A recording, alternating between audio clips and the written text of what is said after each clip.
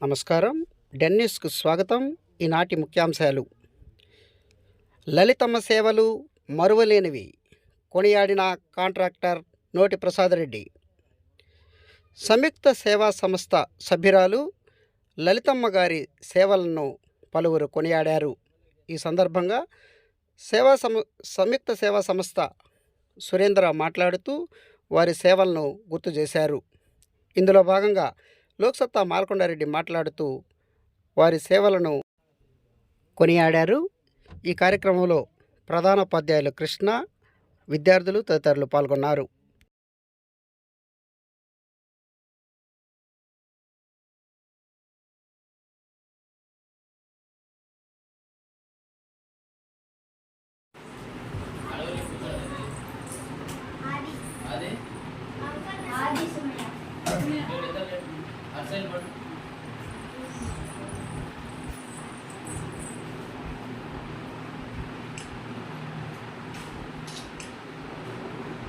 ఈరోజు కావలిపట్నంలో సంయుక్త సేవా సంస్థ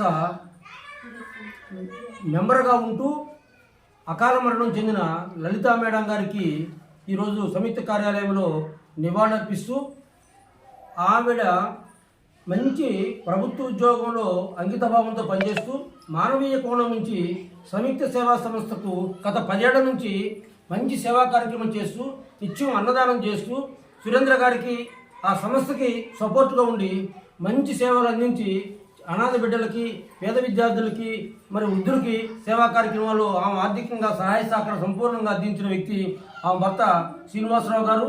ఆమె మంచి ఆదర్శమైన దంపతులుగా ఉంటూ మానవీయ కోణం నుంచి లలిత మేడం గారు అకాల మరణం చెందడం మీ విచారంతో శ్రద్ధలు ఘటిస్తూ ఈనాటి కార్యక్రమానికి మరి కాంట్రాక్టర్ నోటి ప్రసాద్ రెడ్డి గారు, సంయుక్త సేవా సంస్థ మరి చైర్మన్ గారైన సురేంద్ర గారు, ఉపాధ్యాయులు కృష్ణ గారు, మేమందరం కలిసి మనస్ఫూర్తిగా లలితా మేడం గారికి నివాళులర్పిస్తూ, మహిళా లోకం అలాంటి మహనీయురాల్ని స్ఫూర్తిగా తీసుకొని వృత్తిరీత్యా ప్రభుత్వ ఉద్యోగం చేసినప్పటికీ ప్రవృత్తిరీత్యా సమాజానికి సేవలు అందించాలి, సంయుక్త సేవా సంస్థ లాంటి సేవలు అందిస్తున్న సంస్థకి చేతులు వదులుకున్నారని 10 సంవత్సరాల నుంచి సేవలు అందిస్తున్న ఆ మహనీయురాలకి మేము మనస్ఫూర్తిగా శ్రద్ధాంజలి ఘటిస్తూ నివాళులర్పిస్తున్నాం. ఈరోజు కావలిపట్నంలో ఉన్నటువంటి సంయుక్త సేవా సంస్థలో లలితమ్మ గారికి నివాళులు అర్పించడం జరుగుతుంది.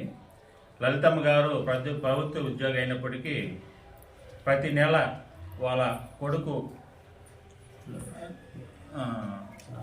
జ్ఞాపకార్థంగా అక్కడ ఉన్నటువంటి పిల్లలకి అందరికి కూడా అన్నదానం చేయడం జరుగుతుంది. అంతేకాకుండా పిల్లలకు అవసరమైనటువంటి బుక్స్, బట్టలు అన్ని రకాలుగా సంస్థలు ఉన్న అందరికి కూడా ఆదుకుంటుంది. లలితమ్మ గారు చనిపోవడం ఈరోజు సంయుక్త సేవా సంస్థ కూడా తీరని లోటు. అలాంటి లలితమ్మ గారికి కావలిపట్నంలో సంయుక్త సేవా సంస్థలో నివాళులర్పించడం చాలా శ్రద్ధాంజలి ఘటిస్తున్నాము.